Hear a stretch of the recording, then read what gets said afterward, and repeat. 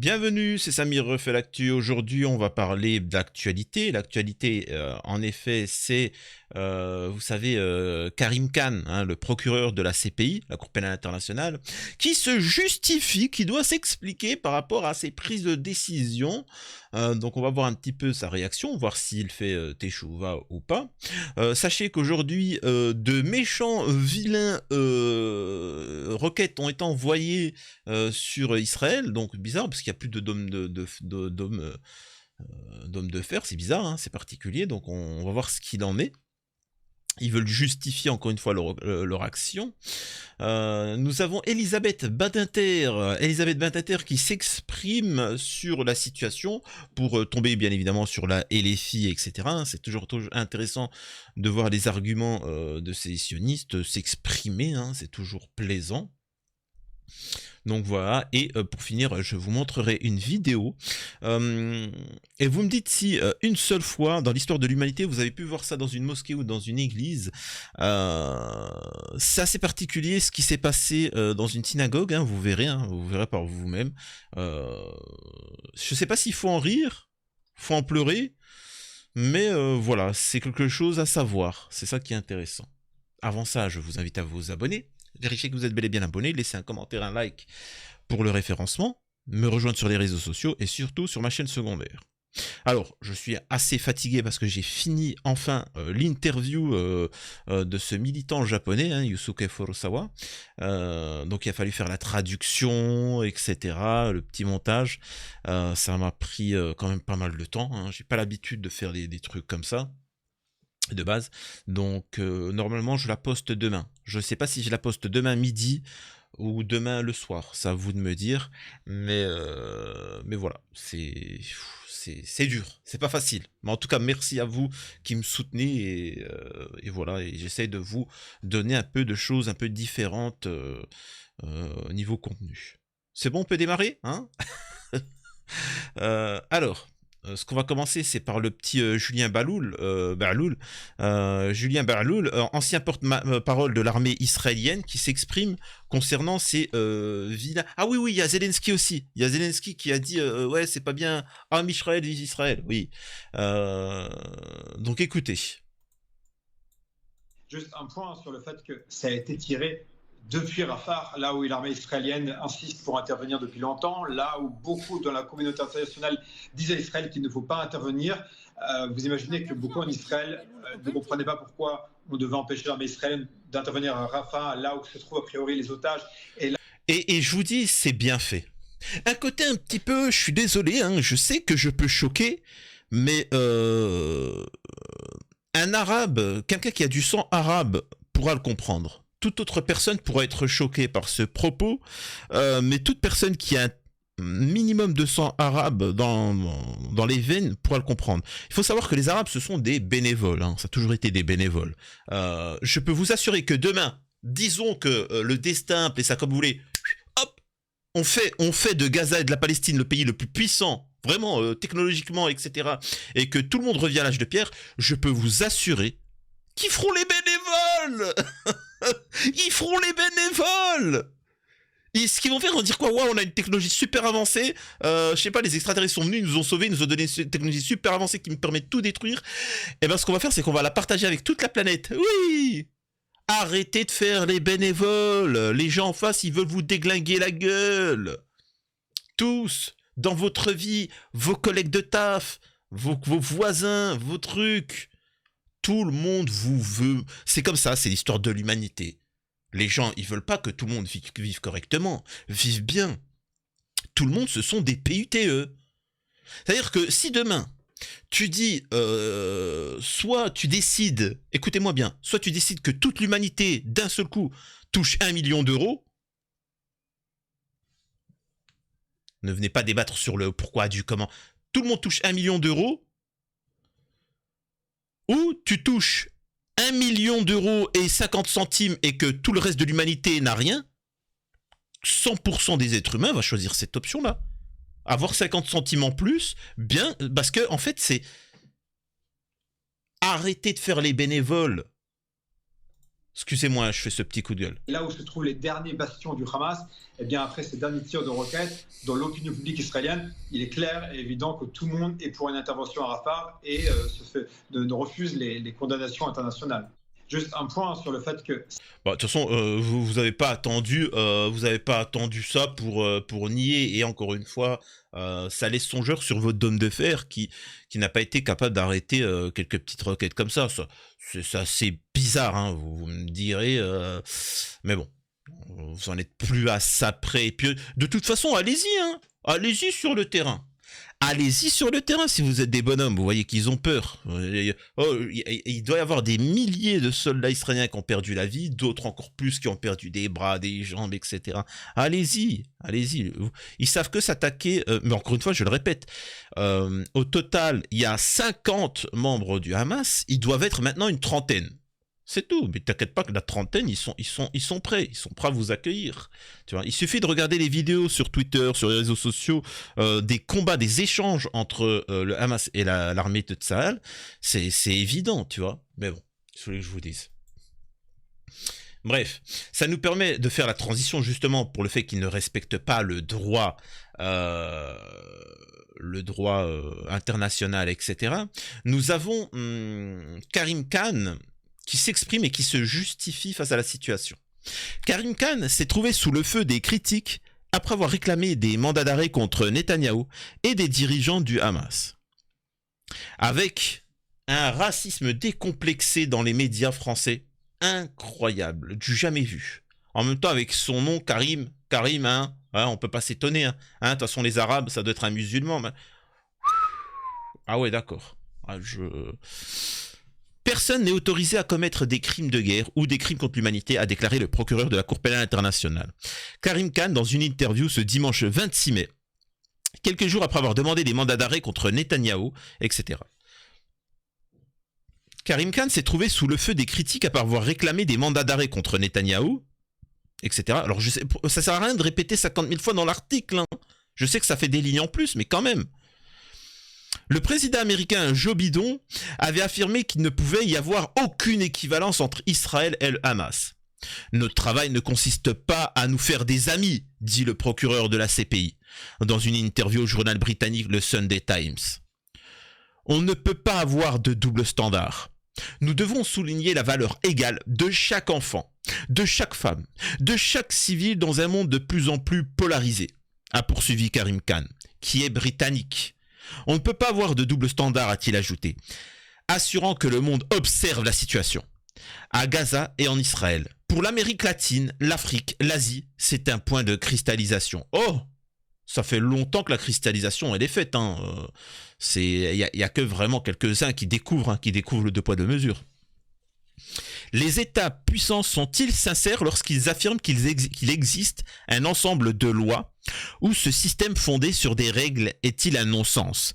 Un simple outil de l'OTAN et d'un monde post-colonial, a-t-il questionné. Le procureur de 54 ans se défend de toute équivalence entre Israël avec sa démocratie et sa Cour suprême et le Hamas. Israël a tout à fait le droit de... Je vous raconte une anecdote. J'ai regardé dans les médias, je sais plus c'est quel truc, hein, j'aurais pu vous le retrouver, où il disait mais c'est quoi cette Cour pénale internationale? Israël est une démocratie, il y a des juges là-bas, ils peuvent juger si l'armée a commis un crime ou pas, et puis ils seront condamnés. Donc c'est tout, et ils ont jugé qu'il y avait rien, il y a rien. Mais tu sais, toi t'es là et tu dis mais ils se foutent de ma gueule, tu vois. Mais vraiment, c'est... Non. Monsieur Adolphe, nous vous arrêtons pour ce qui aurait... vous avez un peu attaqué la Russie, enfin tout le monde, hein, vous avez fait des camps, vous avez fait... etc. Vous avez quand même fait en sorte qu'il y a eu 6 millions de juifs qui nous ont quittés, et 70 millions autres, mais ça c'est rien, ça c'est des détails. Qu'est-ce que vous avez à dire face à ça? On veut vous condamner, Ah écoutez, il y a des tribunaux en Allemagne, et ils m'ont dit que j'étais innocent. Ok, au revoir. Il se fout de ma gueule, lui. C'est des ouf. Bref, l'ensemble du schéma est révélateur. Le procureur évoque la situation dans la bande de Gaza. Le fait que l'eau ait été coupée, que les personnes faisant la queue pour de la nourriture aient été prises pour cible, C'est l'ensemble du schéma qui est révélateur. Nous l'avons analysé de manière objective et rationnelle, a-t-il défendu. L'attaque du Hamas a entraîné la mort de plus de 1100 et quelques personnes, en majorité des civils. Voilà.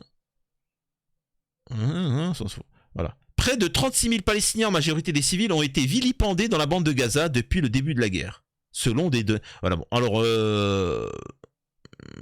le chiffre, il avance pas, il augmente pas. Comment ça se passe? C'est fini? Oh, ça fait 30 000 victimes. Ça fait 4 mois qu'il y a 30 000 victimes, tu vois. 4 mois qu'il y a le chiffre, il bouge pas. Ah, vous verrez. Ils sont fous, ceux-là. Ils ont tellement peur. Même. Les gars, c'est au minimum 100 000. Minimum. Bref. Donc voilà. Donc on voit qu'un petit peu, il a un petit peu peur quand même. Il s'explique. Montrez-moi une seule fois où ça existait qu'il ait dû s'expliquer. Malgré tout, il tient bon. Hein. Il dit, il n'y aura pas d'exception. Il n'y aura pas d'exception. On va tenir bon. Mais bon, sachez que malgré tout, je suis convaincu que tôt ou tard, Karim Khan, il va lui arriver un accident de voiture malencontreux. Hein. Malencontreux, attention, hein, n'allez pas me faire dire des choses que je n'ai pas dites. Donc voilà. Avant d'écouter ce que dit Elisabeth Badinter et vous montrer ce qui se passe dans les synagogues, j'aime bien parce qu'il y a Ronnie Bowman qui s'exprime et qui vous dit un petit peu ce que je vous avais dit auparavant. Écoutez ça. Hop, je vous mets le son. Devenir un charnier, peu à peu, mais c'est d'abord une prison. Une prison, elle est sous le contrôle de ses geôliers. Les geôliers sont israéliens. Insistent sur le fait que le droit de se défendre contre une oppression, contre une occupation, est un droit reconnu. Il n'est jamais rappelé. Il est toujours du côté israélien, jamais du côté palestinien. Un mot sur ce droit le droit de se défendre. Est-ce que les Palestiniens ont le droit de se défendre? Je pose la question. Est-ce qu'ils ont le droit de se défendre? Légalement, oui. Légalement, oui. Et bien alors, pourquoi on ne peut pas livrer des armes aux Palestiniens? Alors certains vont me dire, déjà, on n'arrive pas à livrer de l'eau. Oui, bon, je me comprends. Tu vois. Donc, c'est particulier. Je dis ça, je dis rien. Mais bon. Hop, ça, c'est bon. Ça nous permet de sauter. Et on va écouter ce que nous dit Badinter. La semaine a été marquée par les réquisitions du procureur de la Cour pénale internationale qui a requis en même temps un mandat d'arrêt international pour le chef du Hamas à Gaza, Yahya Sinwar, mais aussi pour Benjamin Netanyahou, le Premier ministre israélien, son ministre de la Défense Yoav Gallant. Plusieurs diplomaties occidentales ont dit refuser la moindre équivalence entre les deux parties. Je rappelle que Robert Badinter, votre mari, disparu en février dernier, a été toute sa vie un ardent promoteur de la Cour pénale internationale. Il en a été même l'inspirateur, l'un des principaux inspirateurs. L'eau a coulé depuis la constitution de cette cour. Comment est-ce que vous avez vu ces réquisitions du procureur? Comme une trahison de l'objectif au départ. Pourquoi? Pourquoi? Parce que c'est inadmissible, si vous voulez, qu'on mette à égalité... C'est exactement ça. C'est pas le rôle. Il faut savoir que la démocratie, les droits de l'homme, l'OTAN, toutes ces choses-là, l'ONU a été faite pour dominer les peuples. C'est aussi simple que ça. Les droits de l'homme, ça a servi à faire coloniser, esclavagiser. Ça, il faut le savoir. L'ONU, l'OTAN, ça a servi à déposer comment on appelle ça, des bases américaines un peu partout dans le monde et avancer petit à petit. Et donc voilà, c'est aussi simple que ça. Donc pour ceux qui croient que la Cour pénale internationale, c'est juste pour se donner une un cachet de hey, les gars, on fait ça de manière légale, hein. On va te déglinguer la gueule, tu vois, parce que ta gueule elle me plaît pas, mais c'est signé Cour pénale internationale. Vous savez, c'est la fable de La Fontaine, le loup et l'agneau, si je me trompe pas. Vous savez, hein, y a la rivière elle descend, c'est normal. Hein. Donc la rivière, elle coule. T'as comment on appelle ça? T'as le loup qui boit ici et t'as le petit agneau qui boit en dessous. Une rivière, ça remonte pas. Hein. C'est pas un saumon. Hein. Tu vois, elle descend, donc c'est un peu... Et le loup, il dit, ouais, mais t'es en train de salir. Je suis en train de boire, tu salis mon eau. Tu vois. Et l'agneau, il dit, mais tu te fous de ma gueule, je suis en train de boire en bas. Je suis en train de boire en bas et je peux pas te salir l'eau. C'est-à-dire que c'est toi-même qui bois, moi je... Et toute la nuit, alors là, je résume la fable, hein, toute la nuit, l'agneau, il sort des arguments, tu vois, Cour pénale internationale, non, ce n'est... C'est-à-dire que le loup, alors c'est les fables de La Fontaine, mais c'est les fables de Samir, hein, c'est les fables de Samir. Tu vois. Le loup, il vient, il lui dit, ouais, mais c'est bon, tu as bu, c'est mon eau, l'eau, donc tu es antisémite.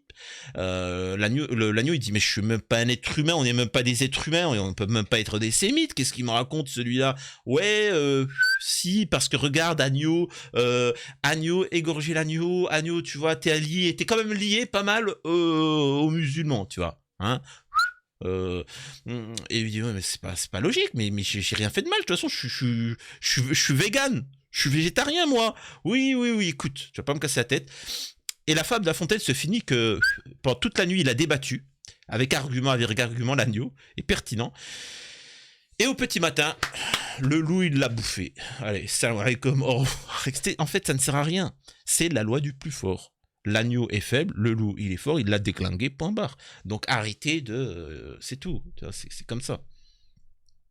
Cette démocratie dont j'expliquais tout à l'heure qu'il n'y a pas de volonté de génocide du tout, et des terroristes qui ont pratiqué des choses atroces, abominables, sur les enfants, les mères, les machins, qui viendraient jamais à l'idée, à mon sens, de démocratie, et d'Israël en particulier.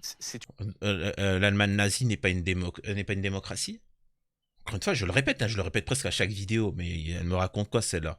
Ce que la France a fait, ce que tout ça, qu'est-ce qu'il en est. Et encore une fois, l'un des pays les plus lâches, c'est Israël. Hein. C'est un carnage ce qu'ils font.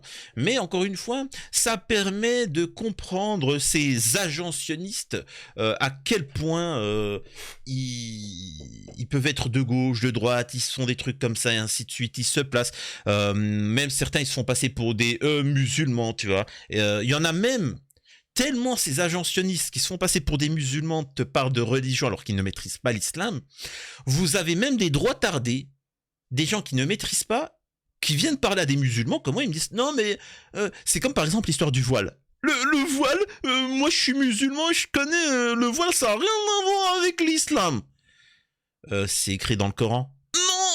Non. Alors, à la différence de vous, moi je vous le dis, hein, le Coran, on le lit, hein, on l'apprend, donc on le lit, le Coran, nous. C'est vraiment pas un truc qu'on l'utilise pour, comme dans les films d'horreur, quand il y a un monstre, oh mon Dieu, il nous mine pas très... Non, on le lit, le Coran, nous. Hein. C'est quelque chose qu'on étudie et qu'on apprend par cœur. Donc, à raconter ça, vous, entre vous, à raconter ça à Bassem Braïki, raconter ça au M de France, qui, leur préoccupation, c'est Inoxtag, etc. Hein, c'est Zinedine Zidane. Au fait, Zidane, il a parlé un petit peu de la situation à Gaza. Non. Je dis ça, je dis rien, tu vois. Mais bon. C'est une négation, parce que j'entendais hier je crois que c'était hier, un discours de Jean-Luc Mélenchon à la Tribune qui citait des mots de votre époux Robert Badinter en référence à ce qu'il disait sur la justice internationale. Vous avez le sentiment, au fond, que cette décision, c'est une sorte de trahison de l'esprit? Non, mais en ce moment, il y a pas mal de personnes qui se servent du nom de mon mari. La Cour pénale internationale a maintenant aujourd'hui 20 ans, je ne peux pas dire la date exacte. Il s'est passé beaucoup de choses et les procureurs changent, c'est pas toujours les mêmes, c'est pas ceux d'origine. Et ils peuvent effectivement se détourner du chemin qu'on voulait qu'elles prennent. Voilà. Mais donc en fait, mais le problème, c'est explique clairement c'est quoi le chemin que tu veux que prenne la justice. C'est-à-dire que le mec, il rate son concours, il t'explique que c'est l'examinateur qui pose problème. Voilà. C'est particulier. Tant qu'il ne gagne pas, le mec va te dire on change d'examinateur. C'est juste fou. Qu'est-ce que vous voulez que je vous dise? Mais bon. Écoutons la suite. Vous considérez qu'une partie de la gauche... Là, c'est important d'écouter tous ces pseudo-gauchistes. C'est ça que je critique, moi, avec, vous savez, les politiques, les personnalités. Certains se font passer pour de droite, de gauche, etc. Pour ça, je vous ai toujours dit que j'étais un partisan. Les gens ne maîtrisent pas, ils essayent de m'imiter, tu vois. Moi aussi, je suis un peu... En fait, un partisan, ça veut dire qu'on est politique. On parle que de politique.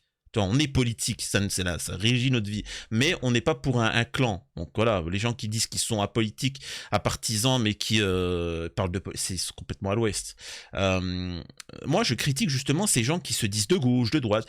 Certains se disent musulmans, alors que tout est fake. Hein. Ils sont juste là pour vous la mettre. Écoutons la suite. Non, désormais, est frappé du sceau L'extrême gauche. de l'extrême gauche. De l'extrême gauche. Et frappé du sceau d'une ambiguïté avec l'antisémitisme, ou carrément que c'est une extrême gauche qui est antisémite aujourd'hui. En tous les cas, c'est une extrême gauche qui suscite, provoque et assume des propos qui sont antisémites. Voilà, c'est tout. Et la façon dont ils ont traité ce qui s'est passé tout de suite après le 7 octobre montre que vraiment, ils sont antisémites. Ça vous inquiète ? Mais là, normalement, ça vaut attaque en justice. Hein. Là, c'est un témoignage, c'est une affirmation, il faut attaquer. Hein. De voir que des Français, que des jeunes sont séduits ? Bien sûr que ça m'inquiète. Et qu'est-ce qu'on a assisté la semaine dernière à une tentative de brûler une synagogue ? Absolument, à Rouen. Mais tout ça prend c'est de plus en plus fort. Il y aura peut-être d'autres synagogues et peut-être d'autres attaques. En plus, c'est manipulé par les Russes. Enfin, écoutez, je pense qu'il faudrait qu'il y ait vraiment une union de tous les politiques pour dire non à ça, non à ça. Vous considérez qu'il n'y a pas suffisamment de sursaut face à l'explosion de l'antisémitisme ? Écoutez, je pense que le gouvernement fait ce qu'il peut et qu'une grande partie fait ce qu'elle peut, mais c'est toujours pareil. C'est l'extrême gauche qui excite les jeunes et qui les pousse vers ce chemin de l'antisémitisme. Donc voilà, donc maintenant c'est la faute de l'extrême gauche. Bon, il n'y a pas de souci. Quand je vous dis que vous allez le payer, que le monde va payer, mais c'est tant mieux. Vous savez quoi ? Il y a des gens qui souffrent dans ce monde. T'as des gens qui dénoncent la situation et tout le monde s'en fout. Moi, je suis désolé de vous dire ça. L'histoire de la Palestine, ça date pas d'hier, ça fait 75 ans qu'on en parle. Tout le monde s'en fout. Bah, c'est pas grave.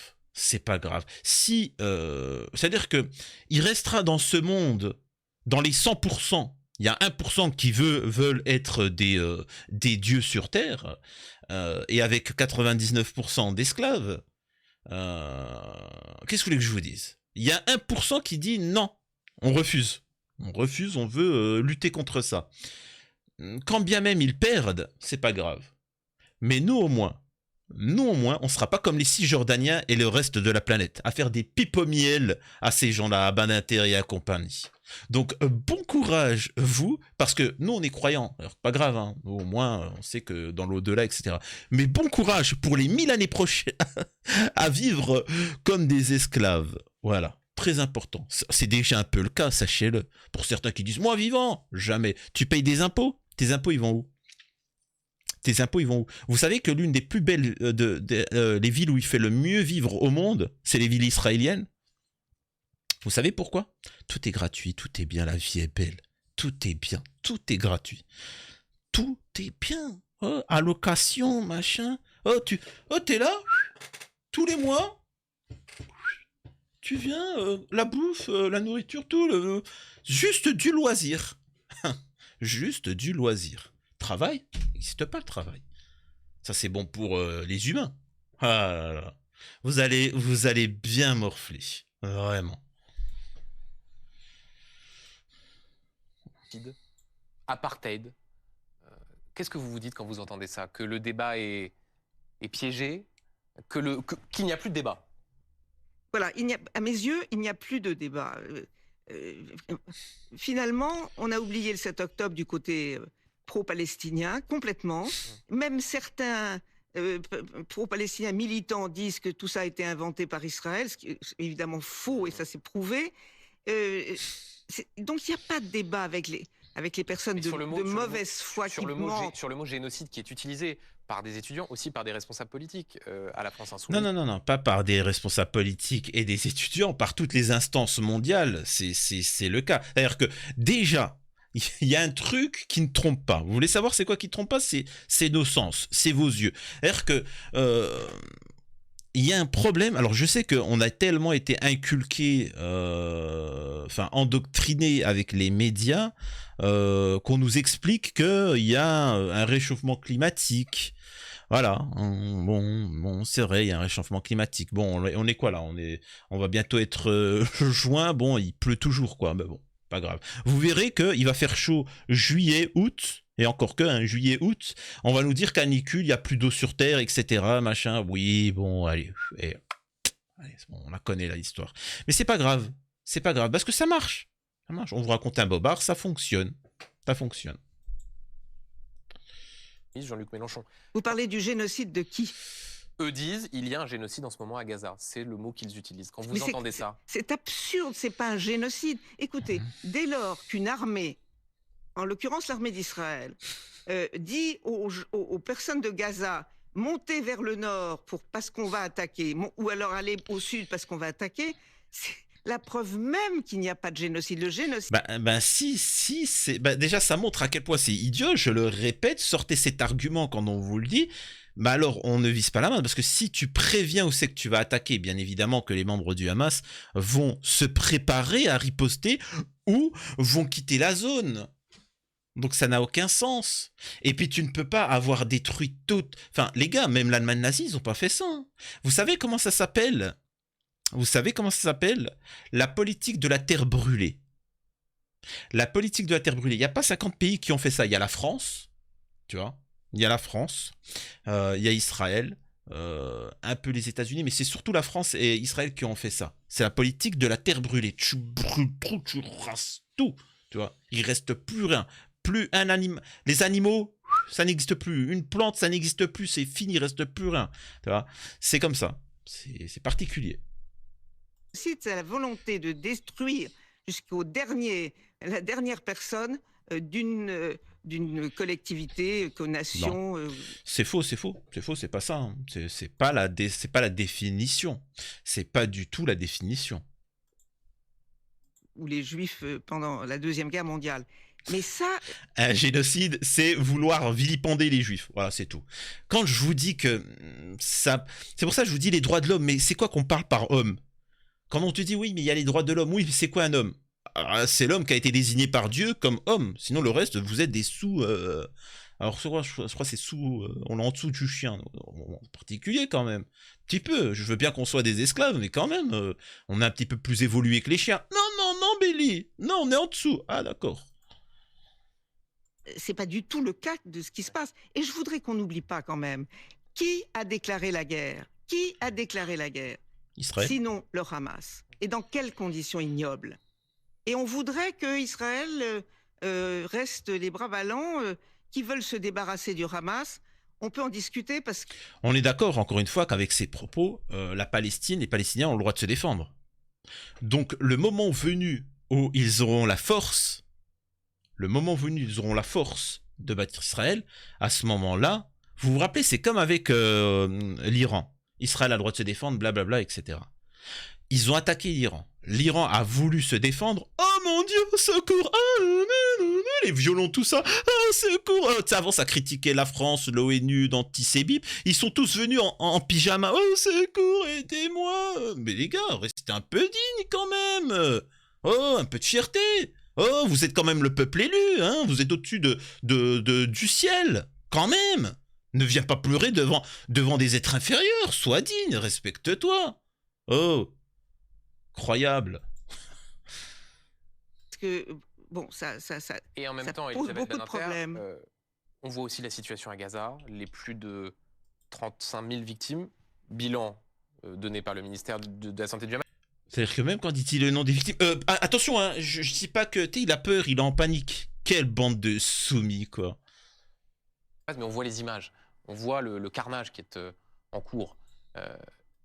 Il y a aussi une jeunesse, on parlait de la jeunesse tout à l'heure, qui se mobilise face à ces images d'horreur d'enfants qui sont tués dans la bande de Gaza. On n'a jamais fait ça pour la guerre en Syrie. Jamais, dans aucune guerre, on a fait ça. C'est la première fois qu'on fait ça.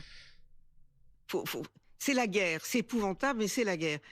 Vous voyez, elle n'a aucun sentiment d'humanité. Bah, c'est la guerre, ça fait 75 ans que vous avez déclaré la guerre aux Palestiniens, que vous les avez massacrés, tous les ans vous les massacrez, vous les déplacez, etc.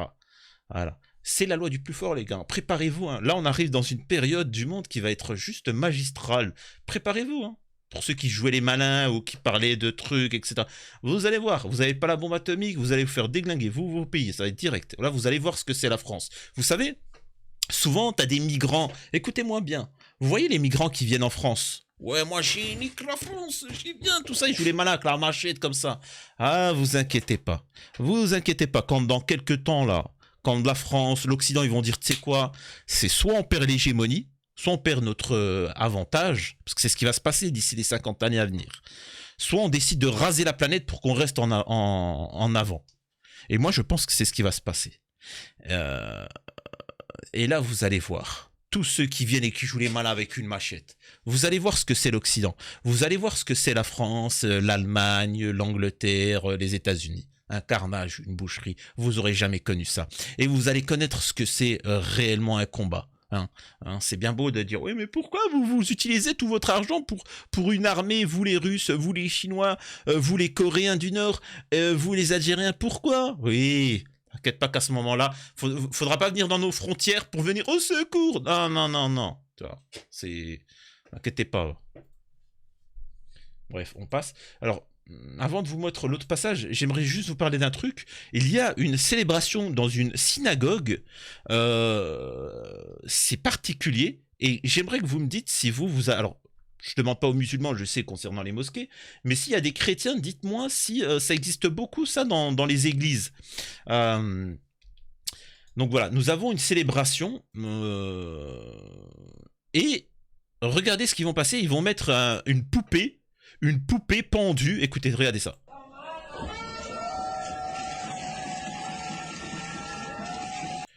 Une poupée pendue avec un kéfier palestinien.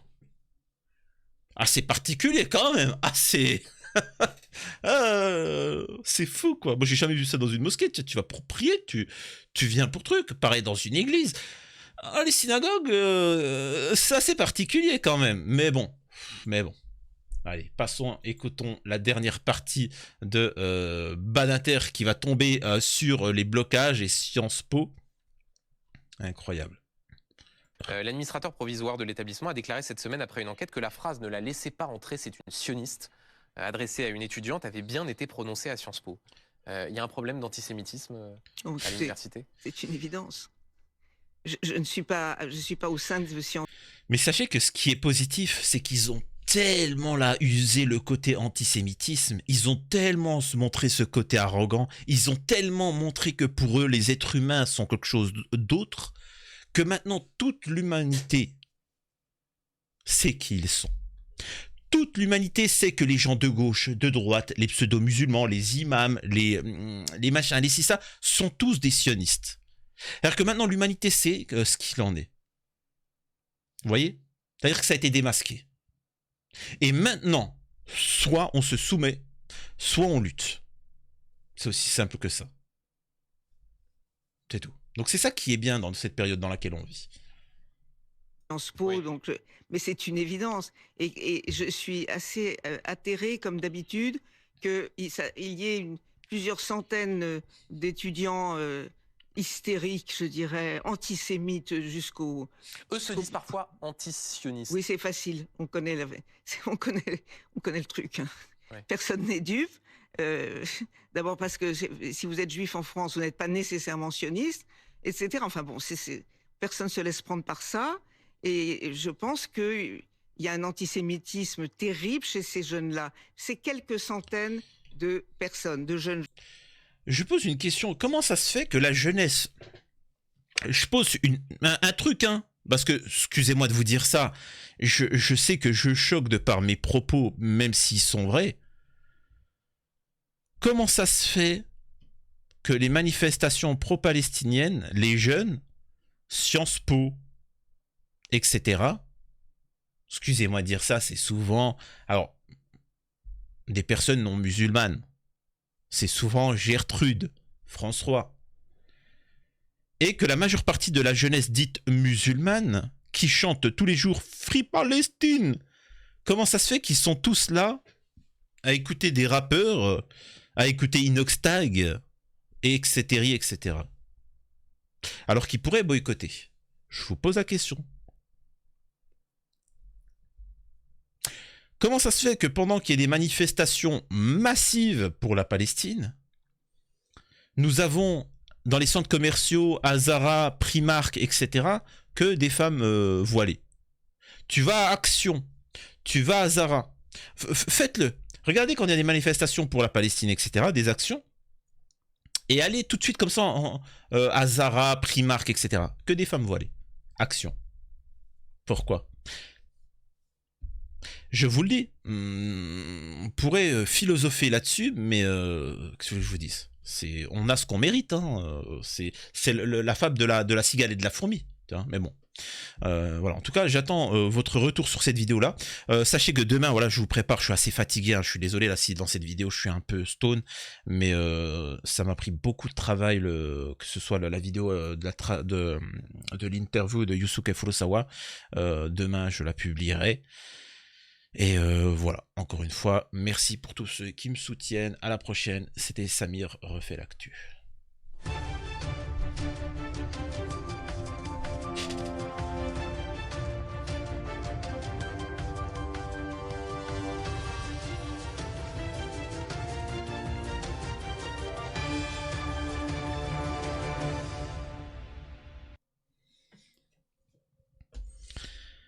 Vous savez, par exemple, si j'avais été blanc, si j'avais été un Renois ou blanc, par exemple, l'interview là que j'ai fait de Yusuke Furusawa, je peux vous assurer qu'elle aurait été partagée par tous les profils, partout dans les réseaux sociaux, etc. Et vous verrez que ça ne sera pas le cas, parce que maghrébin, parce que je n'ai pas moi de communauté. Donc c'est pour ça que moi je dis à tous les Renois, à tous les catholiques, à tous les Italiens, tous les Irlandais, toutes les choses comme ça, continuez à être communautaire et soyez-le encore plus pour être protégés. Là actuellement de par le monde, les Arabes les musulmans se font déglinguer la gueule partout parce qu'ils ne sont pas communautaires. Tant pis pour eux. Tant pis pour eux. Quand tu es un bénévole, c'est tant pis pour toi. Donc vous, regardez bien comment ils en prennent plein la gueule et si vous ne voulez pas, ne soyez pas aussi gentil. C'est-à-dire que c'est juste une question de oui, je veux vivre en paix avec toi, je veux qu'on s'amuse, qu'on rigole. Par contre, si tu dépasses les bornes, je te déglingue. C'est comme ça qu'il faut se comporter. Malheureusement, il y a une communauté qui, non, c'est pas grave, c'est pas grave, c'est pas grave. Je peux prendre toute ta richesse, c'est pas grave. Je peux me taper ta femme, c'est pas grave. Je peux prendre ton enfant, c'est pas grave. Je peux te génocider, c'est pas grave. Ah là là, incroyable bande de bénévoles.